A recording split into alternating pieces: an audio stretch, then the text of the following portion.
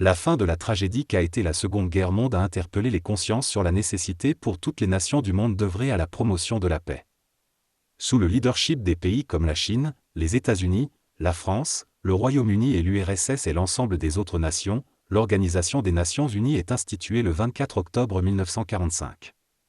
Entre autres objectifs, l'ONU s'est attelée à promouvoir la paix et la sécurité internationale, et à réaliser la coopération internationale afin de résoudre les problèmes internationaux d'ordre économique, social, intellectuel ou humanitaire.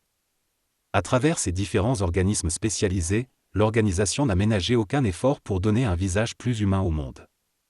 En dépit des griefs que l'on peut retenir à son encontre, l'ONU demeure un rempart contre les abus et un phare qui maintient le flambeau de l'espoir dans un monde d'incertitude.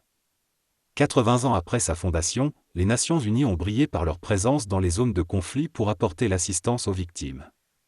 Dans les domaines de l'éducation, de la santé et de la sécurité alimentaire, l'organisation a, à travers ses organismes spécialisés, posé des actions significatives qui ont impacté de manière éloquente le quotidien de centaines de personnes de par le monde.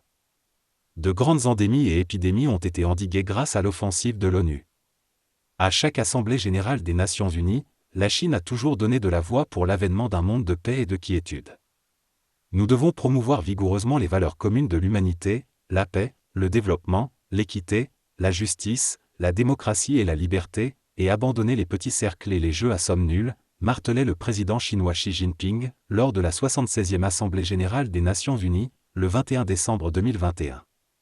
Le dirigeant chinois a insisté sur la nécessité de renforcer l'unité et de mettre en pratique le concept de relations internationales fondées sur le respect mutuel et la coopération gagnant-gagnant. Au sein des Nations Unies, la Chine s'est toujours montrée solidaire des pays en développement, notamment l'Afrique avec laquelle elle a été de tous les combats pour la souveraineté des peuples opprimés.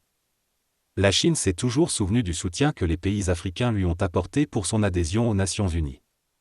L'on se souvient encore de l'indignation légitime du roi Hassan II du Maroc à l'Assemblée générale des Nations Unies en 1960 contre la non-adhésion de la République populaire de Chine aux Nations Unies.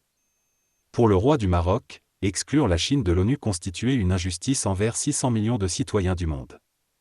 La restauration des droits de la République populaire de Chine aux Nations Unies en 1971 a répondu à l'appel unanime du tiers-monde. Aujourd'hui, la Chine continue de militer pour une meilleure représentativité de l'Afrique au sein du Conseil de sécurité de l'ONU. Le principe défendu par la Chine est que les relations internationales doivent être fondées sur le multilatéralisme, l'inclusion et le respect mutuel.